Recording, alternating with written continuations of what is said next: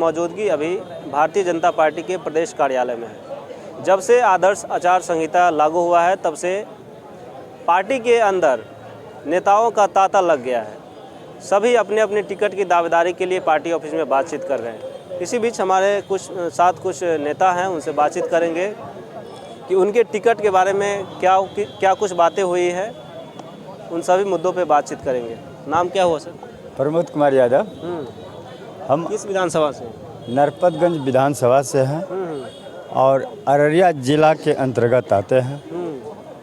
वहाँ के जो राजनीतिक है वो हमारे माननीय सांसद प्रदीप कुमार सिंह, जो हमेशा भय, खतरे और कठिनाइयों से लड़ाई लड़ने का काम करता है और हमेशा एक मझधार पर खड़े होकर गरीबों और जनता की सेवा करता है।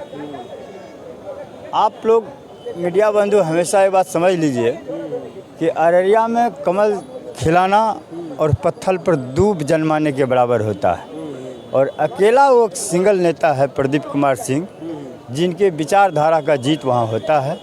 बुझे ना, पार्टी से ज़्यादा उनकी विचारधारा कैंडिडेट के दम पर, मतलब उनकी प्रतिष्ठा पर जीत होता है। और हम लोग उनको एक विकास पुरुष मानते हैं और अररिया का वो नेता नहीं है, बेटा है और वहाँ के लाल हैं। और अगर उनकी बात अररिया के विधानसभा के चुनाव में, अररिया जिला के अंतर्गत जितने भी विधानसभा का जो 6 विधानसभा है, अगर इस चुनाव में उनकी बातों को अगर यदि माना जाता है और उनकी बातों को अगर यदि सम्मान मिलता है प्रत्याशी चयन में, तो निश्चित रूप से अररिया के 6 के 6 विधानसभा चुनाव जीतेंगे, निश्चित जीतेंगे। इनके लिए मैं 100% गारंटी देता हूँ, इसमें कहीं कोई दो मत नहीं है। ये तो अररिया की बात हुई, पूरे बिहार का क्या माहौल लग रहा है इस बार?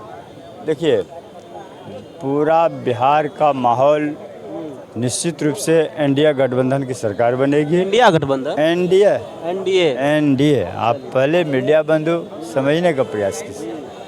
और निश्चित रूप से सरकार बनेगी और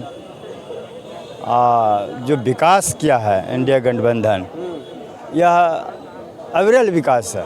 जिस तरह गंगा का धारा अविरल धारा होता है, उस तरह से इनका विकास हुआ है।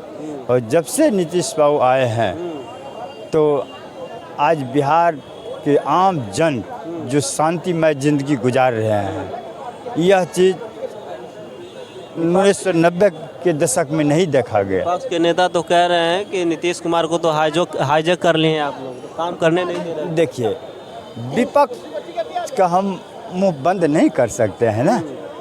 ये लोकतंत्र में हर लोगों को आज़ादी है बोलने का, वो बोल सकते हैं, लेकिन जनता जनार्दन सब कुछ देख रहा है। आज 20 वर्षों से जो उपलब्धि बिहार को मिला है, आज बताइए 1990 के दशक, आप और हम तो अंडर एज नहीं हैं, 51 वर्ष उम्र हो रहा, आप अंडर एज हैं। हमने वो दिन को देखा है, लूट, चोरी, डकैती, हत्याएँ, बलात्कार, छिनताई, मैं बहुत कुछ देखा हूँ। 51 वर्ष उम्र हो रहा है, भली देखने में मैं आपको समकक्ष लगते होंगे, लेकिन आप जैसा बेटा भी हमको है। मैंने वो दिन देखा है। आज वो गरीबी, जो चावल नहीं मिलता था लोगों को खाने के लिए, लोग मजदूरी करता था और शाम में दौड़ के जाते थे मार्केट से चावल लाकर खाते थे। लेकिन आज एनडीए गठबंधन का देन है, अटल बिहारी वाजपेयी जी का देन है कि आज लोग को राशन घर तक पहुंचता है। इस चीज़ को भूलेंगे क्या? हम ज़्यादा कौम से आते हैं, लेकिन गौरव और गर्व के साथ कह देते हैं, सुन लीजिए, यह एनडीए गठबंधन विकास किया है और यह विकास धाराशाही नहीं होगा।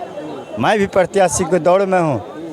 लगभग 2001 में ही मैं प्राथमिक सदस्य बना था भाजपा का और लगभग 95 से ही भाजपा से उत्साहित हूँ और 2 बार मंडल अध्यक्ष रहा हूँ।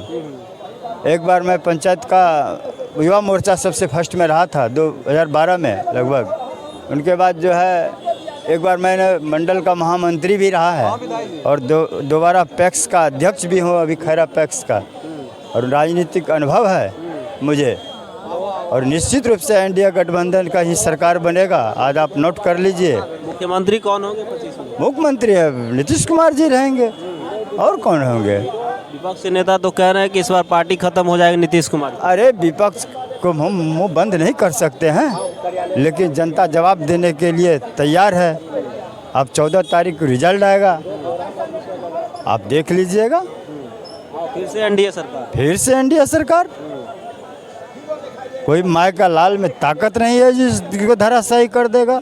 मैं यादव का बच्चा होकर बोल रहा हूँ। जय हिंद, जय भारत। आपने देखा कि एनडीए के जो भी कार्यकर्ता हैं वो कह रहे हैं कि हम सभी लोग एकजुट हैं और 2025 के चुनाव नीतीश कुमार के नेतृत्व में लड़ेंगे और उन्हें फिर से मुख्यमंत्री बनाएंगे। हमारी ये खास बातचीत कैसी लगी कमेंट करके ज़रूर बताएं।